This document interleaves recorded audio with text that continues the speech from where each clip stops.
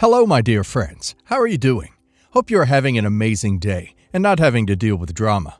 Ready for new stories I have for you today? Let's go to the first one. And don't forget to listen to the end of the story, guys, to hear my insights. Enjoy the stories, and don't forget to like and subscribe. And of course, don't forget to leave a comment. My son and his girlfriend had been together for about a year when she became pregnant accidentally. My wife was thrilled because she was looking forward to being a grandmother. He decided to stay with her, but a few days later began hanging out with his ex. We know because she lives nearby, and I've seen them together. I confronted him, and he said his girlfriend is okay with it. I don't believe it, as they're still together. But I'm old, and I can't really fathom what that kind of relationship would look like. I've been cheated on, and it was a huge betrayal that I haven't forgotten about. My wife told me to drop it, but I just didn't believe him when he said they decided to open up the relationship. I decided if she knew, then if I asked her about it, then it wasn't a big deal. I asked her if she was okay with an open relationship with the father of her child, and she had no idea what I was talking about. I realized she had never had that conversation with him and admitted I had seen him with his ex, and he told me she was okay with it, as they had opened up the relationship. She began to cry, and I left. A few hours later, I get a call from my son, who was screaming at me for interfering with his relationship. My wife is also extremely angry with me, saying I was jeopardizing our chances of being in our grandchild's life. Long story short, they broke up. She moved out of their place to her parents' house. It's been a few weeks, and a few days ago she told my son she had an A, and so they had nothing to do with each other anymore, and to never contact her again. My son and wife know it's my fault, and say she wouldn't have found out if it wasn't for me. My wife has brought up divorce, saying I'm not loyal to my family, so how can she know I'll be loyal to her? I'm so sad about how it ended, and I'm regretting saying anything if this is the results. Considering how OP's wife was okay with him cheating on his pregnant girlfriend, makes me wonder how faithful she's been to OP herself, because it looks like she doesn't see anything wrong with it. The fact that OP's son's girlfriend chose to A is 100% on OP's son, not on OP. She had a right to know. And it's good that she was able to decide whether she wanted to be chained to a cheater and liar for the rest of her life, because of sharing a child with him. Now she can move on with her life and find a decent man who actually cares about her. And now let's hear the community's opinion. You're not loyal to your family, says the wife who allows her son to cheat on his pregnant girlfriend. Makes me wonder if she's been loyal to you, OP, not the a-hole. Not the a-hole. Your son is a cheating jerk. Your wife was blinded by the desire to become a grandmother. The fact that both were happy to bring a child into that messed up situation just to satisfy their own selfish needs is sickening. Grab that divorce offer and run for the hills. They both suck. It's no wonder the son behaves so badly when he has a mother willing to blow up her marriage to defend her son's crappy choices and blame her husband for not being loyal to her son, who was literally not being loyal to the family he created. OP, you are not the a-hole. And you did the right thing.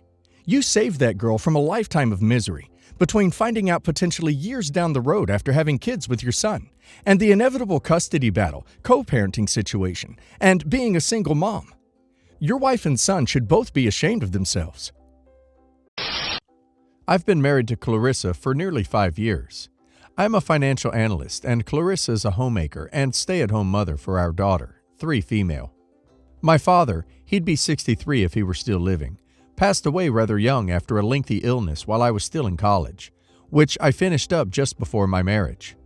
My father left a significant inheritance for my sister and my mom, but only left me with a few personal items, his watch, his old easy chair, etc., and not money. He talked to me about inheritance shortly before his death and asked me if I needed money, and I told him I'd be fine and could take care of myself, and that he should focus his money on his wife and daughter if it would ease his anxiety. My mother and sister are aware of my abstaining from father's money. My mom has never worked a job outside of home, so the trust fund left to her by my father has been her sole source of income. My sister used much of her inheritance to pay for her college debt, but she tells me she still has a considerable amount left. I met Clarissa at college. Although she is 6 years older than me, we were both juniors in terms of credits completed. Clarissa was putting herself through college like me. She had worked as an exotic dancer from ages 18 to 24 and earned a degree in early childhood education with the proceeds. Despite the stereotypes many might attribute to strippers, Clarissa wasn't an addict, a tramp, or crazy, or a nympho, or anything like that. She was just earning money to achieve an educational goal. My mother, however, didn't like Clarissa from the start and has always sought to cause friction between us. She fails every time. First, my mom disapproved of Clarissa because she was a dancer. Clarissa was honest with my mom and told her what she used to do for work. Then, because she was supposedly too old for me. Then, she would never make a good wife. Then, she would cheat on me. Then, she would be an addict. Then, she would A our children. On and on and on. My mother showed just how much she disapproved of Clarissa by refusing to attend our wedding. My sister and her soon-to-be husband happily attended, however. All this behavior by my mother, of course, has had a horrible impact on Clarissa's self-esteem. We were both hurt when we received congratulations, gifts, cards, money, from even far distant relatives and friends, but not so much as a phone call from Mom when our daughter was born. Since then, my mom has seen our daughter, but is cold to her. The last time my mom saw Clarissa's and my daughter in person, our child was only a baby, so our daughter doesn't know her grandma. I've gone extremely low contact with my mom, mostly because of her garbage human behavior to my wife, but also because she is always a toxic, negative person who drags me down. Throughout our relationship, Clarissa has always proven to be kind, faithful, happy, considerate, loving, a great wife and mother. A sad thing for her is that her own parents practically disowned her for stripping, so the fact that my mom rejects her too makes her feel really bad.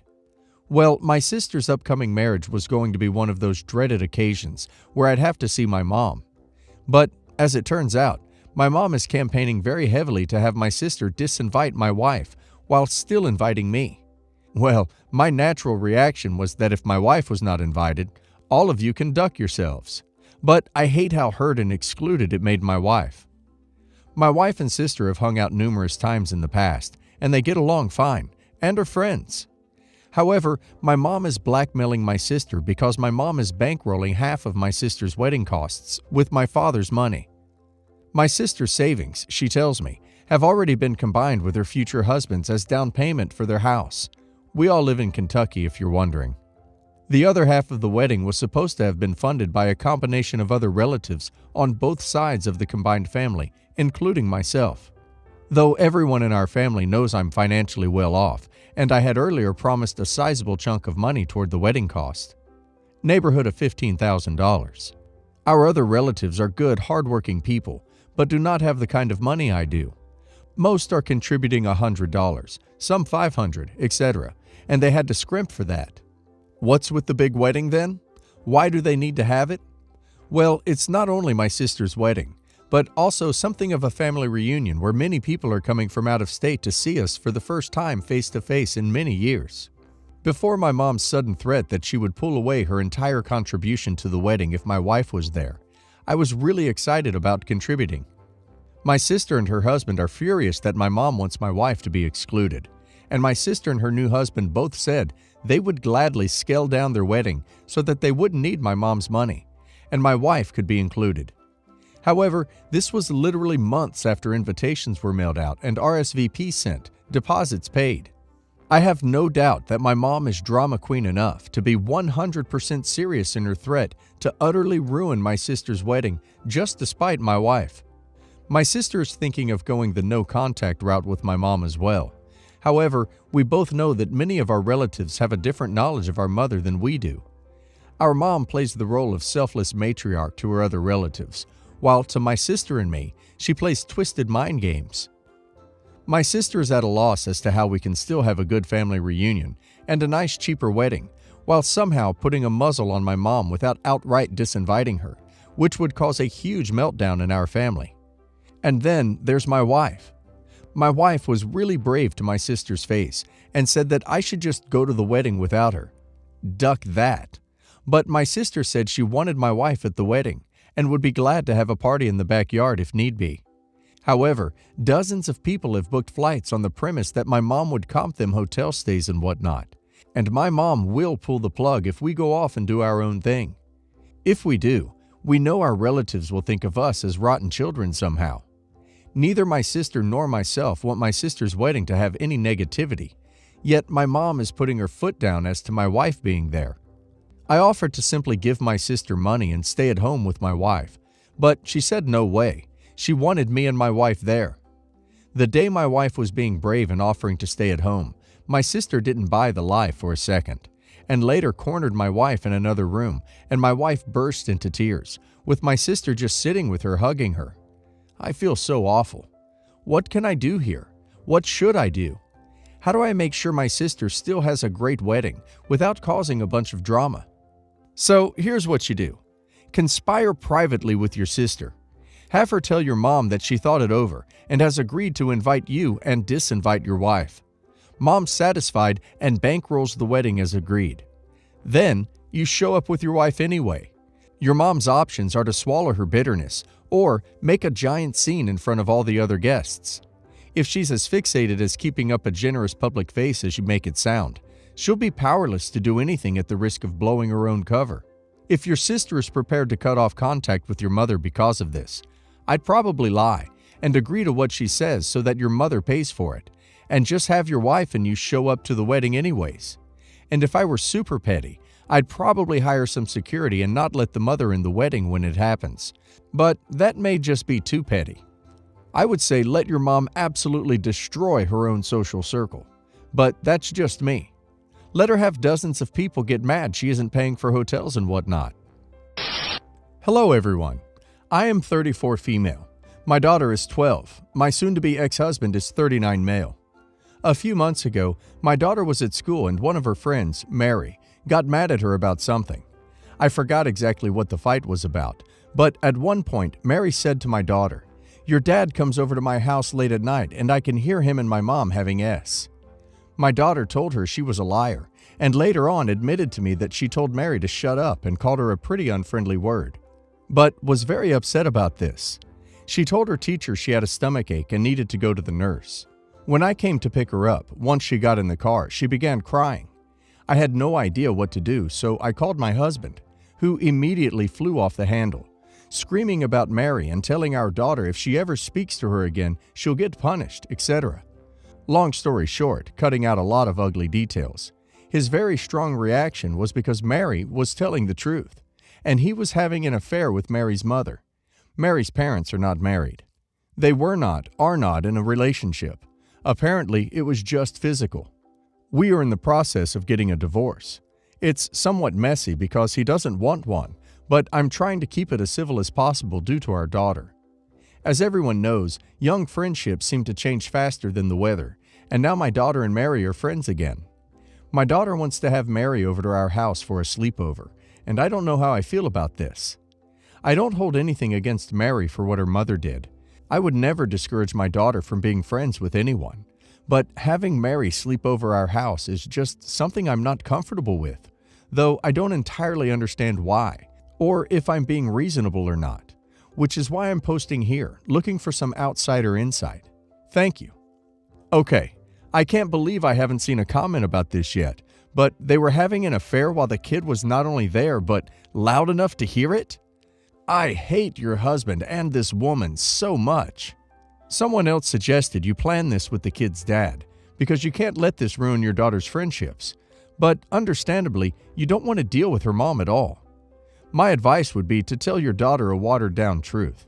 You are happy she and Mary are friends, but still sad about what happened with Mary's mom, and you don't think her staying over would be good right now, but in the future you might feel differently. With your daughter being 12, she will be able to grasp or understand emotions at a certain extent. If you don't think she is understanding of sadness, you could try and give an example which does not relate to the situation, as you don't want to be accused of taking it out on the kids. This will also show your daughter you respect her and are giving her a reason rather than a flat-out no. Also, Mary's mom might also say no to the sleepover, as she would have to possibly face you. Yes, the kids are innocent, but your ex and her mom involved Mary by doing the dirty in the house when she was there, so they probably don't see the problem with the sleepover. Don't push yourself into a situation that will make you feel worse and harm your relationship with your daughter. I hope things go okay for you. A couple of months ago, my sister-in-law Daisy came over for dinner. She'll come over maybe once every couple of months. Otherwise, we see her at bi-monthly dinners at the in-laws' house. We were talking about shopping for Christmas presents and mentioned how nice it was that we got to both go alone without a toddler crying over every last toy. She asked where daughter Gina was when we went. My husband told her that my sister Lily babysat. I was a little hesitant to say anything as there's been weird jealousy in the past with Gina. She was the first baby on both sides of the family. I think all my in-laws get a little jealous of how much time we spend with my family. My family is very laid back and easy to get along with, while things with my in-laws are very particular and need everything to be structured. My husband has even agreed that he'd rather spend a Sunday afternoon watching a football game with my dad and brother instead of sitting in his parents' sitting room watching mother-in-law play with our daughter. Also, my sister and I are basically best friends and have been our entire lives. All this together means my daughter and sister spend a lot of time together and are very close. Back to Daisy. After she found out Lily babysat, she started asking if she could too. This weirded me out for many reasons. 1. Who the F asks to babysit your kid? I mean, it's one thing if you mentioned you were going somewhere and someone says, "Oh, I can babysit for you." This did not happen. My sister-in-law asked 5 times over the next month if she could babysit. Not come over and spend time with Gina, but babysit. 2. She doesn't have much of a rapport with Gina. When we're at the in-laws, they hog her, and Daisy doesn't get much time with her. When she comes over to our house, she spends most of her time on her phone. She'll sometimes get on the floor and play with her for a minute or two, usually when we suggest it. But before long, she's back to texting or whatever the F it is that she does on her phone. My brother-in-law is kind of the same way. Gina is still pretty young. He's not great with little kids, but he's fine with the relationship he has with her. I'm pretty sure once she's more into sports and games, they'll bond together. 3. I do not trust her alone with my child. Maybe in a few years if we really need someone and Gina's more self-sufficient, but keeping up with a rambunctious toddler is hard work, especially if you sit on your butt and stare at your phone and ignore the toddler. We also don't really go out much. If we really don't want to take Gina, my parents or sister watch her. After about a month of us pretty much avoiding the question, she stopped asking. Fine, great, done and over with. Until my sister posted pictures on Facebook of the 4 of us, myself, husband, Gina, and Lily at Santa's village. My sister didn't have anything going on the day we were going, so she tagged along. The next day, sister-in-law texted asking if she could take Gina to Santa's village. I said I would let her know next time we went so she could come with. She said, "I could take her next weekend. You guys don't have to come." I ignored it and just said, "We'll let you know." I feel like I need to point out that I am 100% sure sister-in-law isn't up to anything nefarious. I don't think she gets that this is not a normal ask. She's pretty awkward and very immature. This has happened 3 other times since I've noticed the pattern. Not as severe, but still pretty annoying. My sister will post a picture on some social media of her and Gina, or just Gina, just hanging out at our house or whatever. Within 24 hours, we will get a text or call from sister-in-law asking to come over for dinner. If she ramped up her game and started playing with Gina when she came over, I don't think I'd mind as much. But nothing has changed. Nothing. She still comes over and basically ignores Gina to sit on her phone. So it just turns into a boring evening where we have to watch our toddler and host at the same time, and it gets awkward. I've always vowed that I wouldn't let my feelings about my in-laws get in the way of their relationship with my daughter. They're not bad people, they're just weird. And I don't plan on turning sister-in-law away when she asks to come over. It's just so annoying. What really got me here to ask for advice is my sister. She's starting to feel bad. She told me she avoids posting anything about Gina online because she doesn't want Daisy to feel bad and doesn't want me to suffer through a boring evening with her for no reason. That pisses me off because Lily is the sweetest person and I love the relationship she has with my daughter. I don't want her feeling as if she has to tiptoe around Daisy and the entire internet. Does anyone have any advice on how to handle the situation? I can't just tell my sister-in-law to either put her damn phone down or stop asking to come over, which is what I kind of want to do. It would just end in hurt feelings and drama. I don't want sister-in-law to feel bad. I just want her to put her flipping phone down and play with her niece, or stop insisting she come hang out with her every time she sees my sister doing it. I just want my sister to be able to hang out with Gina and share it with her friends on Facebook if she wants to. If I can also get out of these boring dinners with a phone addict, I'd be thrilled. Your husband can, and I think maybe he kinda should take this one on for you. He knows the best way to handle this in consideration of his quirky family. Your sister shouldn't feel bad about posting pictures, and she should do whatever the hell she wants. If your sister-in-law keeps being a pest about babysitting, then I think you should really talk to your husband about how to solve this problem in the best way possible. I 100% agree that your sister-in-law shouldn't be babysitting when she seems so disinterested in your daughter as it is. It's odd.